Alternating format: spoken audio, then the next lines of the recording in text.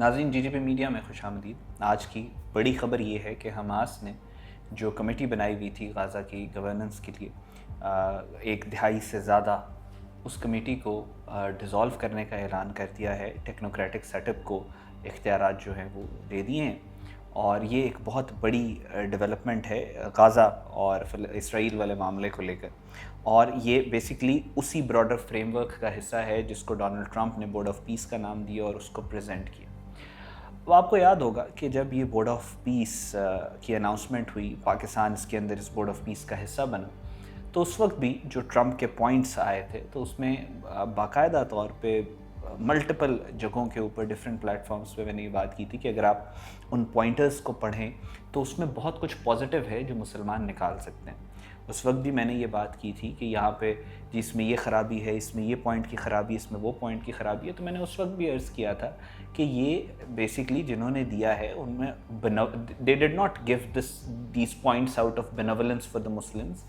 انہوں نے یہ جو پوائنٹس دیے ہیں اس میں بیک اینڈ فورتھ بہت ساری نیگوسیشن بات چیت ہوگی، اور اس کے بعد مسلمان اگر ڈپلومیٹکلی ایک اچھے وائز طریقے سے کام کریں تو اپنا بہت زیادہ بینیفٹ اس سے نکال سکتے ہیں۔ اور دوسری بات امپورٹنٹ یہ تھی کہ غازہ میں جو پہلا سٹیپ تھا دیٹ واز سیز فائر، کہ غازہ میں جو سیز فائر ہے وہ ہو، پھر باقی باتیں بعد میں اس کے آگے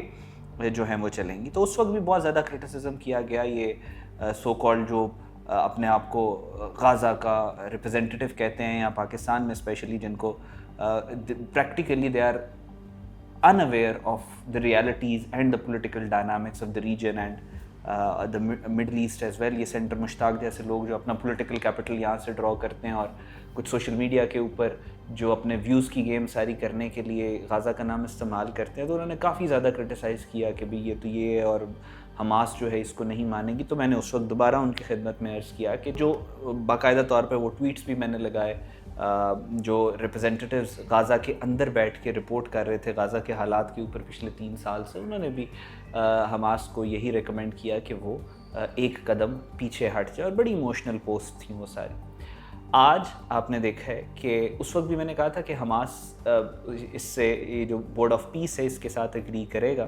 کیونکہ جب یہ اناؤنس ہوا تھا تو اس وقت یہاں پہ سارے کہہ رہے تھے حماس اس کو ختم کر دے گا ختم کر دے گا۔ ظاہر ہے ایموشنل لوگ ہیں، جانتے تو کچھ ہے نہیں کہ غازہ میں ایگزیکٹلی ہونا کیا ہے، انہوں نے اسرائیل کو ایموشن سے ہی تباہ کرنا ہے اپنی طرف سے۔ سو ہوا یہ تھا کہ اس وقت بھی حماس اس کے اوپر حماس جب بورڈ آف پیس اناؤنس ہوا تھا تو اسی دن انہوں نے حماس نے اس کے اوپر کوئی کامنٹ نہیں کیا تھا، انہوں نے نہ پازیٹیو نہ negative, which basically was a sign کہ ہم سوچ رہے ہیں، ہم اس کو دیکھ رہے ہیں کہ کس طریقے سے ہوگا۔ سو ابھی حماس نے جو اس کو ڈیزالو کیا ہے کمیٹی کو، ایک بڑا پازیٹیو اور ایک بہت امپورٹنٹ سٹیپ ہے۔ غازہ کا کیا فیوچر ہے وہ سب سے بہتر غازہ کے لوگ جانتے ہیں، اور غازہ کے لوگوں نے ہی یہ فیصلہ کیا ہے کہ اس کمیٹی کو ڈیزالو کیا جائے ٹیکنوکریٹک سیٹ اپ کے حق میں، کیونکہ 1 ہفتے کے بعد مزید اس کے اوپر جو ہے وہ ڈائلاگز اور نیگوسیشنز کا ایک نیا فیز شروع ہوگا۔ واٹ از امپورٹنٹ اس کے جو چیز میدان جنگ میں ڈیسائیڈ ہو رہی تھی اب وہ ٹیبل کے اوپر آ گئی، اور اب سے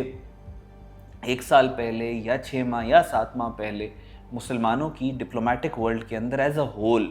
جو وائس تھی اس کے ویٹ میں اور آج مسلمانوں کی آواز میں، ڈپلومیٹک آواز میں، زمین آسمان کا فرق ہے۔ اور میں بے تحاشا دفعہ یہ بات کر چکا ہوں کہ دنیا اور اسپیشلی مڈل ایسٹ بہت زیادہ تبدیل ہو چکا ہے۔ مڈل ایسٹ کے اندر جو فیصلے پچھلے 100 سالوں میں ہوئے کہ جس میں مڈل ایسٹ کے لوگ اپنی زندگی کیسے گزاریں گے، ان تمام کے فیصلے مڈل ایسٹ کے باہر ان لوگوں نے کیے جن کا مڈل ایسٹ کے ساتھ کوئی تعلق نہیں تھا، چاہے بیلفور ڈکلیریشن ہو، اسلو اکارڈ ہو، کیمپ ڈیوڈ اکارڈ ہو، اسرائیل کا بننا ہو، سائکس پیکٹ اگریمنٹ ہو، یہ تمام فیصلے باہر ہوئے۔ لیکن پہلی دفعہ یہ امریکہ ایران کے درمیان میں جو جنگ میں پاکستان نے جس پیس فریم ورک کو نیگوشیٹ کروایا، وہ ایک بڑا فریم ورک تھا جس نے مڈل ایسٹ کے اندر آنے والے دور میں کس طریقے سے political, social, economic set up اور سیکورٹی سیٹ اپ چلے گا وہ ڈیسائیڈ کرنا تھا۔ وہ 100 سالوں کے بعد ایسا ہوا کہ اتنے بڑے فیصلے جو مسلم ورلڈ کے ہیں وہ اس میں آپ کو پاکستان انسانیت اور مسلمانوں کی آواز بن کے سامنے کھڑا درمیان میں بیٹھا نظر آیا، اور وہ فیصلہ انڈیجنسلی ہوا کہ اب آگے چیزیں کس طرف جائیں گی۔ سو اسی طرح اب ڈپلومیٹک ویٹ جو ہے مسلم کنٹریز کا پاکستان کے میڈیٹری رول کی وجہ سے جو مسلم کنٹریز کا ڈپلومیٹک رول ہے، یہ ڈپلومیٹک ویٹ ہے، چاہے وہ ٹرکی ہو، چاہے وہ قطر ہو، چاہے وہ سعودی عربیہ ہو چاہے وہ ایران ہو، مسلمانوں کا جو ڈپلومیٹک ویٹ ہے، جو سیریسنس آئی ہے ڈپلومیسی میں مسلم ورلڈ کی، وہ بہت زیادہ انکریز ہو چکی ہے۔ ظاہر ہے بورڈ آف پیس کی جب بات ہوگی تو اس میں مسلم کنٹریز کی ایک بہت امپورٹنٹ اور ایک بہت پاورفل سے ہے۔ سو اس سارے کانٹیکس میں it's a very positive step, اور صرف یہاں تک نہیں رکھا، انہوں نے آگے یہ بھی بات کی ہے کہ اگر 53% جو غزہ کے اوپر قبضہ ہے اسرائیل کا جب وہ ختم ہو جائے گا تو ہم ڈس آرمامنٹ کی طرف بھی جا سکتے ہیں، which again is a very important step and there is a lot to read between the lines کہ یہاں پہ یہ ساری چیزیں کیا چل رہی ہیں۔ پاکستان کے اندر آئی بلیو کہ ہم ہمیشہ سے فارچونیٹلی اور انفارچونیٹلی ہم غزہ کے کاز کو ایموشنز کی نظر سے دیکھتے ہیں، اور میرا آرگیومنٹ اور مقدمہ ہمیشہ سے یہ رہا ہے کہ غزہ کا، فلسطین کا مسئلہ جنہوں نے اس کے اوپر قبضہ کیا انہوں نے ایموشنل ہو کے نہیں کیا، آپ بھی ایموشنل ہو کے وہ قبضہ نہیں چھڑوا سکتے، جذباتی فیصلے کر کے وہ قبضہ نہیں چھڑوا سکتے، آپ کو بھی اسٹریٹجائز کرنا پڑے گا چیزوں کو، وائزلی ڈیل کرنا پڑے گا چیزوں کے ساتھ۔ اور یہاں پہ ایک اور بہت امپورٹنٹ بات ہے کہ بیسکلی ہو یہ رہا ہے کہ اسرائیل کی جو مین اس وقت آرٹری رہ گئی تھی جہاں سے اس کو آکسیجن آ رہی تھی، بلڈ آ رہا تھا، جہاں سے اس کو طاقت مل رہی تھی، امپیٹس مل رہی تھی، جس کی وجہ سے اسرائیل قائم تھا، وہ یو ایس رہ گیا۔ یورپ کا کوئی ایسا ملک نہیں ہے جو اسرائیل کے ساتھ کھڑا ہو، جو چاہے اٹلی ہو، فرانس ہو، جرمنی ہو، ان تمام ممالک میں ان کے کیپٹلز کے اندر ان ملکوں کی تاریخ کے سب سے بڑے پروٹیسٹ ہوئے ہیں، اور وہ ہوئے اسرائیل کے خلاف۔ سو اس وقت کوئی بھی یورپین لیڈر جو ہے وہ اسرائیل کے ساتھ نہیں کھڑا ہونا۔ یہ آپ نے یہ دیکھا کہ جب انہوں نے ایران کے اوپر حملہ کیا تو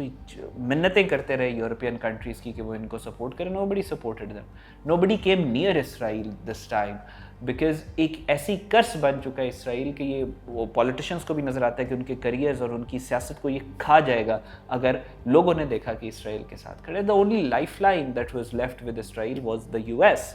اور یو ایس کے اندر اور اسرائیل کے درمیان میں بھی بہت زیادہ اختلاف آ گیا۔ تو اس ساری کنڈیشن میں اسرائیل بیڈلی نیڈز اینیمیز، وہ چاہتا ہے کہ وہ ایک نیریٹو لے کے آئے کہ ہاں مجھے میری جان کو خطرہ ہے، ہم پورا ملک تباہ ہو جائے گا، ایسے ہو جائے گا ویسے، لہٰذا امریکہ کی سپورٹ کو جسٹیفائی کیا جا سکے، جو کہ مجھے لگتا ہے اب نہیں ہوگی، ایڈ کو جسٹیفائی کیا جا سکتا ہے جو کہ مجھے لگتا ہے کہ اب نہیں ہوگی۔ سو سارے کانٹیکس میں جو ساری ڈیولپمنٹس ہو رہی ہیں یہ اسرائیل کو مزید پرایا کریں گی۔ یہ میں نہیں کہہ رہا، ٹکر کارلسن کے شو میں یہ بات ہوئی تھی، باقاعدہ طور پہ اب سے 1.5 ہفتہ پہلے انہوں نے انٹرویو کیا تھا ایران وار پہ ایک بہت famous American defence and security expert کا، and both of them were seeing that Israel is a pariah state. انہوں نے اپنے پیروں پہ خود کلہاڑیاں ماری ہیں اور اب بالکل تباہی کے دہانے پہ کھڑے ہیں۔ جے ڈی وینس نے یہ بات کہی تھی کہ wake up and smell the reality in which, یعنی اسرائیل کو اپنی ایگزسٹنس و بقا کے خطرے ہیں، پولیٹیکل ٹرموائل تاریخ میں اسرائیل میں سب سے زیادہ ہے، اکنامک ٹرموائل سب سے زیادہ ہے، نتن یاہو کے اوپر ملٹیپل کیسز، آپس میں اختلاف، پولیٹیکل انسٹیبلٹی سب سے زیادہ ہے۔ تو اس سارے کانٹیکس میں it's a very positive statement. جہاں تک پاکستانیوں کی بات ہے،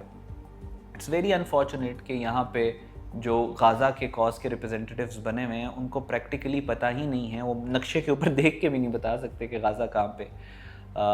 نہ ان کو پرانے اگریمنٹس کا پتہ ہے، نہ ان کو اس کیس کی ہسٹری کا پتہ ہے، نہ ان کو 2 اسٹیٹ سولوشن کا پتہ ہے، نہ ان کو حماس کے سٹینس کا پتہ ہے، نہ ان کو اس ریئلٹی کا پتہ ہے کہ غزہ کے لوگ کیا سوچ رہے ہیں۔ پاکستان کے اندر وہ ایک انہوں نے اپنی دکانیں لگائی ہوئی ہیں، جیسے میں نے کہا سینٹر مشتاق جیسے لوگ جو کیٹیگری ہے، سو وہ کرتے یہی ہیں کہ ویوز کی خاطر یا